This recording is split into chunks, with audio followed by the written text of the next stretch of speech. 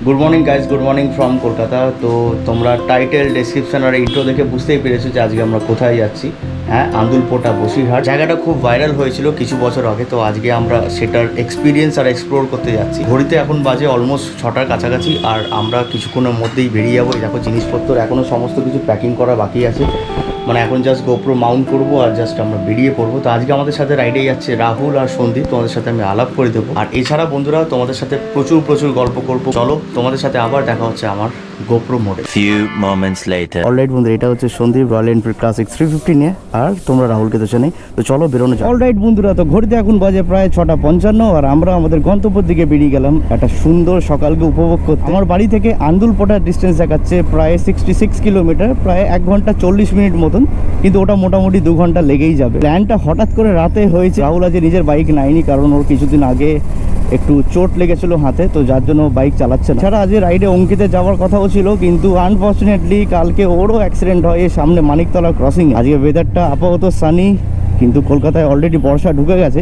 তো প্ল্যান আমি এটাই করেছিলাম, যদি বৃষ্টি পড়ে তাহলে কিন্তু আমি যাবো না, কারণ বৃষ্টিতে রাইড করতে আমার একদম ভালো লাগে না। আমরা এসে পৌঁছেছি মানিকতলা। কাল রাতে সন্দীপকে যখন আমি বললাম যে চাবি একটা রাইডে যাব, বললো কোথায়? আন্দুলপোটা। বললো আন্দুল, ও তো হাওড়া। না আন্দুলপোটা, এটা হচ্ছে বসিরহাট।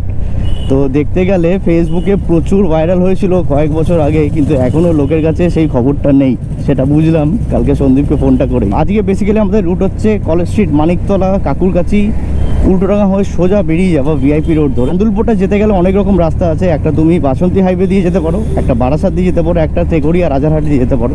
তো আমি আপাতত রাজারহাট দিয়ে যাওয়ার চেষ্টা করব, কারণ সকাল দিকটা ওইখানে একটু ট্রাফিকটা কম পাবো। খুব শুনেছি এই জায়গাটার ব্যাপারে, ভীষণভাবে ছবি দেখেছি ইনস্টাগ্রামে, ফেসবুকে খুব পপুলার হয়েছে, কিন্তু কোনো দিন যাওয়া হয়ে ওঠেনি। তো আজকে ভাবলাম যে চলো একটা ছোট্ট রাইড করে আসি। রাতে ডিসাইড করলাম যে চলো সকাল একটু আন্দুলপোতা থেকে ঘুরে আসা যাক, আর তোমাদেরকে একটা আপডেট দিতে। এই রাস্তাটা সবসময় কনজাস্টেড থাকে, মানে কাকুরগাছি রেল ব্রিজ আসছে সামনে। কাল রাতেই পুরো ফিউল আপ করে রেখেছিলাম, আর আশা করি আমার আর তেল ভরাতে হবে না, আপ ডাউনে আমার এতে হয়ে যাবে। ওয়েদারটা আপাতত ক্লাউডি নেই, একটু আছে, কিন্তু রোদ বেরিয়েছে ভালো। ভগবানকে প্রার্থনা করছি যে বৃষ্টি দিও না, বৃষ্টি দিলে সমস্ত এক্সাইটমেন্ট কেলো হয়ে এসে পৌঁছালাম হাটকো। তোমাদেরকে একটা আপডেট দিই, যারা উল্টোডাঙ্গা থেকে আসছো, মানে টুয়ার্ডস ভিআইপি থেকে আসছো, তাদের এই ডান দিকে দেখবে রাস্তাটা খুঁড়েছে, তো এখানে প্রচুর ট্রাফিক হচ্ছে আর প্রচুর গাড়ি উল্টোনোর চান্স আছে। তো তোমরা যদি আসো এখন আপাতত এই রাস্তা দিয়ে একটু সাবধানে গাড়ি চালিয়ে। সামনে চলে এসেছি উল্টোডাঙ্গা, আর এখান থেকে রাইট তোমাদেরকে নিতে হবে, আর ওই রাস্তাটা আসছে খান্না থেকে। তোমরা যদি খান্না থেকে আসো তাহলে এইখান থেকে তোমাদেরকে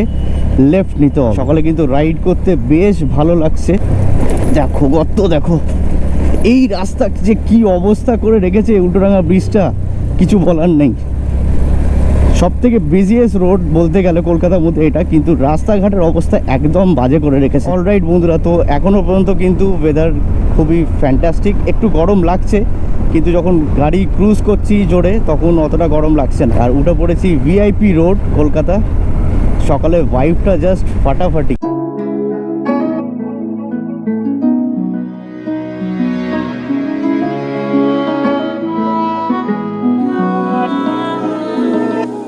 আমি মোটামুটি এখন একটা অ্যাভারেজ স্পিড মেনটেন করছি 60-65 অ্যারাউন্ড, কারণ কোনো তাড়া নেই, আরামসে যাব, আরামসে আসবো। সামনে চলে এসছে কলকাতার লেক টাউনের ফেমাস সেই ক্লক টাওয়ার। তোমরা যদি বারাসাত দিয়ে যেতে চাও তাহলে এই যে রাইট সাইডে যে ফ্লাইওভারটা দেখছো, বাগুইয়াটি ফ্লাইওভার, এটা দিয়ে যেতে পারো। তোমাদেরকে আরেকটা আপডেট দিদি, যদি বারাসাত দিয়ে যাও তাহলে তোমাদেরকে একটু ঘুরতে হচ্ছে, প্রায় 2 থেকে 2.5 কিলোমিটার একটু বেশি লাগবে। আর যদি তেঘড়িয়া রাজারহাট দিয়ে যাও তাহলে মোটামুটি ওই অ্যাপ্রক্স 65 কিলোমিটারের মধ্যে তোমরা পৌঁছে যাও। উল্টোডাঙ্গা থেকে ভিআইপি রোড ধরে একদম সোজা তোমরা চলে আসবে নাক বরাবর, আর টেগুড়িয়া ক্রসিং থেকে তোমাদেরকে রাইট নিতে হবে। তোমরা মন্দারমণি ব্লগটা যে ভালোবাসাটা আমাকে দিয়েছো সেটার জন্য একদম থ্যাংক ইউ সো মাচ। তোমাদের অ্যাপ্রিসিয়েশন আমার সত্যি খুব ভালো লাগে, আর যার ফলে আমি আরও ফিউচার কন্টেন্ট বানাতে আমার খুব ভালো লাগে। সকালে রাইড করতে দারুণ লাগে, কিন্তু একটু আগে বেরোলে মনে হয় একটু ভালো হতো, আর একটু রাস্তাটা ফাঁকা পেতাম। সোজা চলে যাচ্ছে টেগোরিয়ার দিকে, আর তোমরা বাগুইয়াটি থেকেও কিন্তু তোমরা ঢুকতে পারো। তো আমি জাস্ট এই রাইডটা নিয়ে নিলাম এখন আপাতত। তো এইটা একটু শর্ট হবে। চিনার পার্ক 1.6, রাজারহাট চৌমাথা 7.5 কিলোমিটার। তোমাদেরকে আমি সমস্ত রকমের আপডেট দিয়ে দেবো, রাস্তার আপডেট তোমাদেরকে এখন দিতেই থাকছি যে কীরকম আছে, কিভাবে আসবে তোমরা। দেখতে গেলে সন্দীপের আজকে আমার সাথে প্রথম রাইড। মানে আমাকে সন্দীপ অনেক আগে বলেছিল যে দাদা যদি কোনো জায়গা যাও তাহলে কিন্তু আমাকে অবশ্যই বলবে, আমি তোমার সাথে একটা রাইড করব। তো আজকে সেই সুযোগটাও পেয়েছি। সামনে যে সিগন্যালটা দেখছো সেটা হচ্ছে চিনার পার্ক ক্রসিং, আর এখান থেকে আমাদেরকে রাইট নিয়ে নিতে হবে। এই রাস্তাটার মেন নাম হচ্ছে বিশ্ব বাংলা সরণি, আর এই বাঁদিকে হচ্ছে সিটি সেন্টার 2। তো এই রাস্তা ধরেই তোমার যেতে হবে। এই সিটি সেন্টার 2 থেকে ক্রস করার পর সামনে যে সিগন্যালটা দেখছো সেখান থেকে তোমাদেরকে লেফট নিতে হবে। জাস্ট ফাটাফাটি লাগছে, মানে চারিদিকে শুধু গ্রিনারি আবার শুরু হয়ে গেছে নিউ টাউন রাজারহাটের দিকে। নিউ টাউনে ঢোকার পর এই যে রাইট যে দেখছো এখানে যে সিগন্যালটা আছে এইখান থেকে তোমাদেরকে রাইট নিতে হবে। সন্দীপ চলে গেছে সামনে। সন্দীপ আমাকে ফলো না করে বাঁদিকে চলে গেছিল, ওর জন্য ওয়েট করলাম। চারিপাশটা দেখো নিউটনের, মানে জাস্ট ওয়ান্ডারফুল লাগছে। নেচার লাভারদের জন্য একদম পারফেক্ট জায়গা। রাস্তার অবস্থা দেখো, এত বড় বড় গর্ত থাকলে কি বলবো, মানে ছোট চাকা স্পেশালি বাইক আর স্কুটির জন্য খুবই ডেঞ্জারাস। সামনে গাড়ি যাচ্ছে, আমি যদি এখন ক্রুজ করি, আমি যদি দেখতে না পাই আমি তো গর্তর মধ্যে পড়ে যাব। কি অবস্থা! বর্ষাকালে তো স্পেশালি রাস্তাগুলোকে ঠিক করে দেওয়া উচিত, কারণ জল জমে থাকবে গর্তর মধ্যে, বোঝা যাবে না যে কতটা ডিপ আছে গর্তর মধ্যে। এখানে একটা অ্যাক্সিডেন্ট হওয়ার কিন্তু খুব বড় সম্ভাবনা। পেট্রোল পাম্প নিয়ে কোনো অসুবিধা হবে না, তোমরা জায়গায় জায়গায় পেট্রোল পাম্প পেয়ে যাবে। বোথ সাইড পেট্রোল পাম্প আছে, একটা এদিকেও আছে, একটা ওই সাইডটাও ছিল। তো এখান থেকে রাজারহাট 1 কিলোমিটার, লাহোটি 7 কিলোমিটার, খড়িবাড়ি এখনও 11 কিলোমিটার। রাস্তা দেখো বন্ধুরা। এসে পৌঁছালাম রাজারহাট চৌমাথা, আর এই হচ্ছে ডিআরআর স্টুডিও। এখানে এই দিদি নাম্বার 1, দাদাগিরি সমস্ত কিছু শুটিং কিন্তু এই সেটেই হয়। তো আমি অলরেডি দিদি নাম্বার 1 দাদাগিরিতে পার্টিসিপেট করে গেছি। তোমরা যদি সেই ছবি দেখতে চাও তাহলে তোমরা আমার ইনস্টাগ্রাম আইডিতে চলে যাবে, এই স্ক্রিনে চলে এসছে, পারলে ওখানে দেখে নেবে আমার সেই সব ছবি। সামনের বাসটায় কি লেখা আছে দেখুন, হাতে বিড়ি মুখে পান, চামচা হইতে সাবধান। গ্রিনারি শুরু হলো গ্রামের দিকে, মোটামুটি অলমোস্ট আমরা ঢুকতে শুরু করে দিয়েছি। আকাশের ওয়েদারটা কিন্তু জাস্ট ফাটাফাটি, মানে মেঘলা করে রয়েছে, রোদটা নেই, রোদটা কমে গেছে। রাইড করতে যে মজাটা লাগছে যে সেটা বলে বোঝাতে পারবো না। মানে তোমরা সকাল সকাল যদি কোনোদিন রাইড করো তাহলেই তোমরা সেই এক্সপিরিয়েন্সটা ফিল করতে পারবে। রাস্তাটা দেখছো সেটা কিন্তু অ্যাকচুয়ালি কলকাতা বসিরহাট রোড। এখান থেকে প্রায় এখনো 1 ঘন্টা মতন, প্রায় 40 কিলোমিটার। রাস্তা ভালো, কিন্তু জায়গায় জায়গায় প্রচুর রোড বাম্পস, মানে স্পিড 50 যেই উঠছে তখনই আবার কমিয়ে দিতে হচ্ছে। দেখো কত রোড বাম্পস আছে। গ্রিনারিটা দেখো বন্ধুরা, কারণ এই বর্ষাকালে দেখতে গেলে সব কিছুই সবুজ, আর জল দেখো, মানে জাস্ট বিউটিফুল লাগছে। কিন্তু আজকে রাইডটা করে জায়গায় জায়গায় চেকপোস্টও আছে। বসিরহাট রোডে কিন্তু চলে এসেছি। যে ব্রিজটা আছে সেই ব্রিজটার নাম মাঝাখাল ব্রিজ। আরবি বন্ধুরা, আমরা একটু দাঁড়িয়েছি এই জায়গাটা, এখানে জাস্ট সিনিক বিউটিটার জন্য। এটা জাস্ট ফাটাফাটি লাগছে। তো জাস্ট একটু ছবি টবি তোলার জন্য আমরা দাঁড়িয়েছি, একটু রেস্ট নিচ্ছি জাস্ট 2-5 মিনিটের জন্য। তো তোমরা ছবি যদি দেখতে চাও এই জায়গাটা, তাহলে অবশ্যই আমার ইনস্টাগ্রামে চলে যাবে, ওইখানে তোমরা সমস্ত রকমের ছবি পেয়ে যাবে। জায়গাটা জাস্ট ফাটাফাটি ছিল, আর এখনও দেখো পুরো জলে জল। আর এই জায়গাটার নাম হচ্ছে মহিষগাড়ি। এসে পৌঁছালাম চৌমাহা বাকের মোড়। আর তোমরা সিন দেখো বন্ধুরা, মানে চারিদিকে শুধু জল, জাস্ট বিউটিফুল লাগছে, কিন্তু একদম পরিষ্কার লাগছে। একদম সূর্য কিরণটা যখন জলে পড়ছে একদম দেখার মতন লাগছে। দুপাশটা দিয়ে জল, মধ্যিখান দিয়ে রাস্তা, সত্যি একটা অদ্ভুত ফিলিং লাগছে। একটা ঠান্ডা হাওয়া কিন্তু বয়ে চলেছে। এইসব জায়গা দিয়ে মোটামুটি যেখানে জল ফল থাকবে এরকম পারফেক্ট ওয়েদারে কিন্তু সবসময় একটা হালকা ঠান্ডা হাওয়া কিন্তু সবসময় বয়। রাস্তা নিয়ে মোটামুটি এখন কোনো কথা হবে না। তো আমি মোটামুটি 50-55 অ্যারাউন্ড এখন আমি ক্রুজ করছি। এইসব রাস্তায় মোটামুটি 50-60 অ্যারাউন্ডে রাখাই দরকার, কারণ যে কোনো মুহূর্তে বাইক বেরিয়ে আসছে, গরু বেরিয়ে আসছে, তো তখন একটু বিপদ হতে পারে। তো মোটামুটি 50-55 অ্যারাউন্ড তোমরা কিন্তু রাখতে পারবে স্পিড।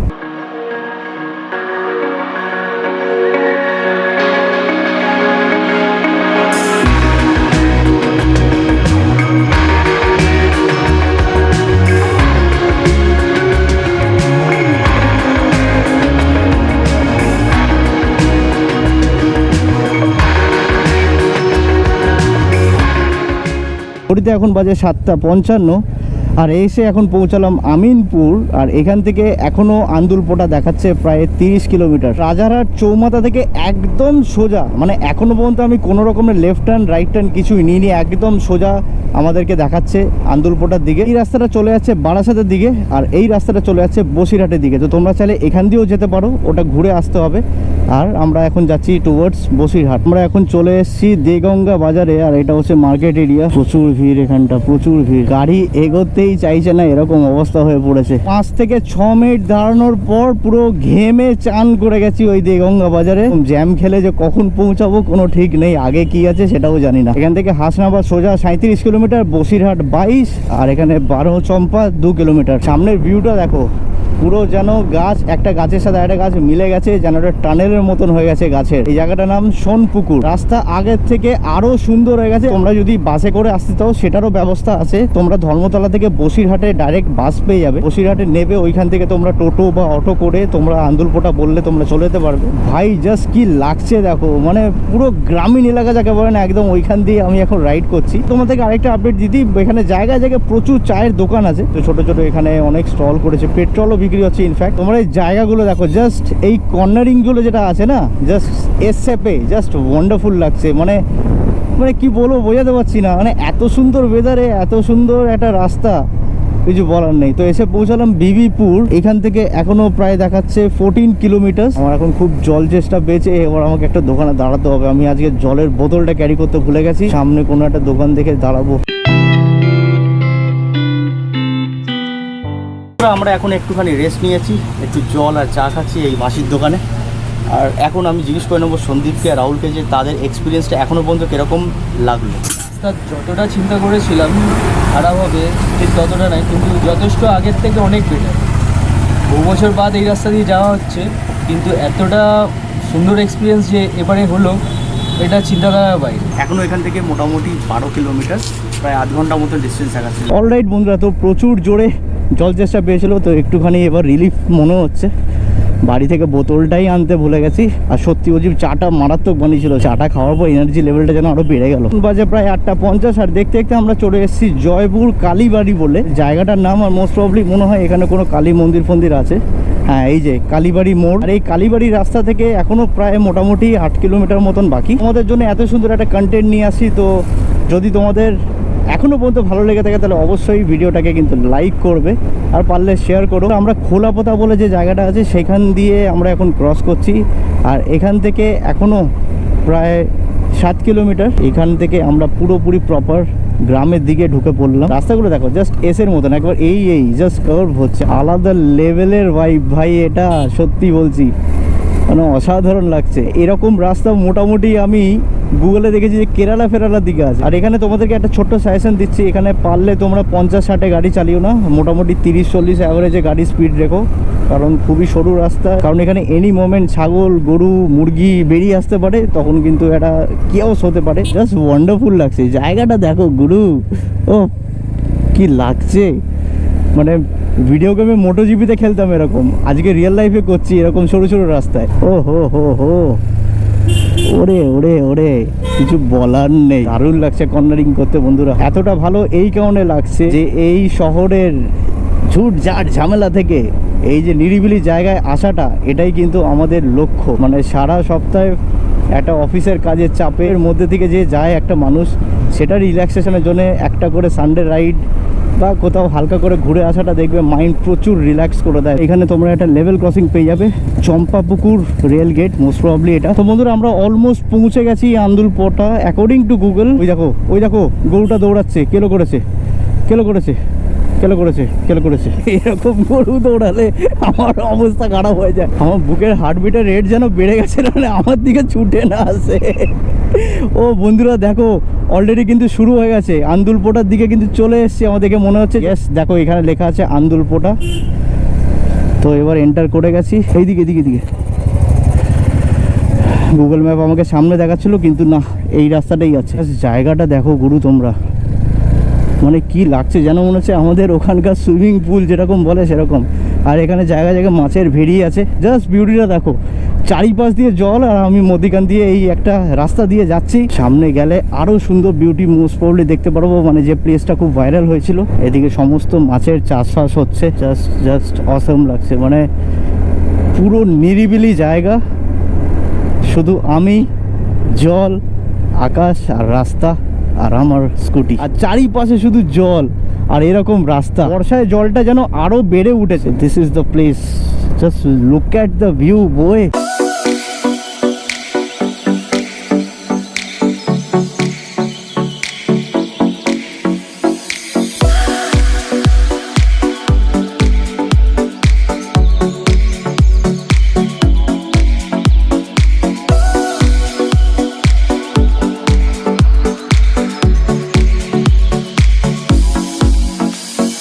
তো বন্ধুরা ফাইনালি চলে এসেছি সোশ্যাল মিডিয়া সব থেকে ভাইরাল জায়গায় আন্দুলপোটা। এখান দিয়ে একটা রাস্তা চলে গেছে, দু সাইডে জল, এটাই হচ্ছে এইখানকার বৈশিষ্ট্য। সত্যি বলছি অসাধারণ লাগছে। আমি যদি না আসতাম আমি হয়তো বুঝতে পারতাম না যে এত সুন্দর জায়গাটা। বাট একটা রেকমেন্ড করবো তোমাদেরকে, তোমরা যদি পারলে একটু বিকেলের দিকে এসো, কারণ প্রচুর রোদ। হ্যাঁ, মেঘলা থাকলে সত্যি জায়গাটা অসাধারণ আর একটু লাগতো, কিন্তু বিকেলের দিকে আমি রেকমেন্ড করবো। যখন সানসেটটা হবে তখন জাস্ট অসাধারণ লাগবে। এখনও জাস্ট ব্লু স্কাই আছে, কিছু কিছু জায়গা মেঘ করে রেখেছে, ঠান্ডা হাওয়া বয়ে চলেছে, কিন্তু মুখে ট্যানও হতে চলেছে। এবার আমি তোমাদেরকে বলবো যে weather it is worth it or not. দেখো, যারা নেচার লাভার আছে তাদের জন্য আমি বলতে পারি যে একটুখানি তোমরা সময় করে বিকেলে এসে গাড়ি করে হোক, বাইকে করে হোক, না একটু নিরিবিলিতে এই নেচারটাকে এনজয় করতে পারো। ওয়ান্ডারফুল অ্যাটমসফিয়ার, খুব সুন্দর জায়গা। আর বন্ধুরা, এই জায়গা আসার পর তোমাদেরকে যদি আমাদের ফেমাস সিনেম্যাটিক ড্রোন শট যদি না থাকে তাহলে কি দেখানো।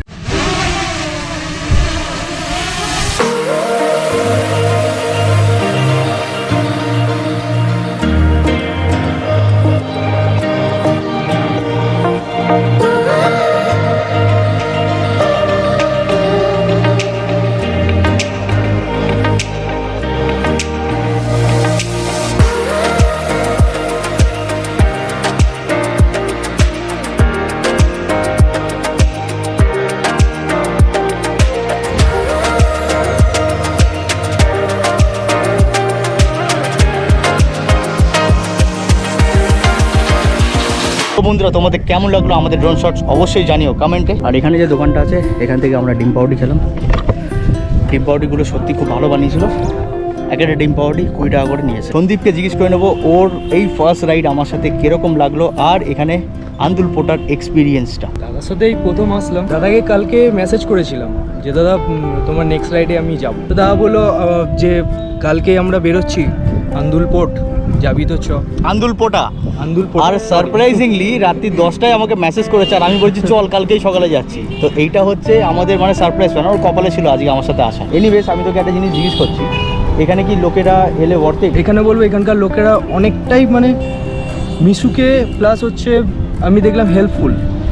মানে এখানে কারো মানে মোটামুটি যে কজনের সাথে আমাদের আলাপ হয়েছে বা পরিচয় হলো, তারা মোটামুটি সবাই এই জিনিসটাই বলছে, দাদা কোনো অসুবিধা হলে বলবে। তো সুন্দর একটা পরিবেশ, মানে বলে বোঝানোটা খুব মুশকিল। তো বন্ধুরা, আশা করি তোমাদের এই ব্লগটা ভালো লেগেছে। আজকে আপাতত আমি এই ব্লগটা এখানেই শেষ করছি। কমেন্ট করে জানাবে যে তোমাদের কেমন লাগলো আমাদের এই আন্দুলপোটার রাইডটা। তোমাদের কমেন্টসের অপেক্ষায় রইল। এছাড়াও তোমাদের জন্য আরও পরবর্তীকালে অনেক ব্লগস নিয়ে আসবো। তো যারা যারা এখনও আমার চ্যানেলকে সাবস্ক্রাইব করো তাহলে প্লিজ সাবস্ক্রাইব করে বেল আইকনটাকে প্রেস করে দেবো। So signing off for today, keep believing, keep achieving and keep dreaming. চলো বাই।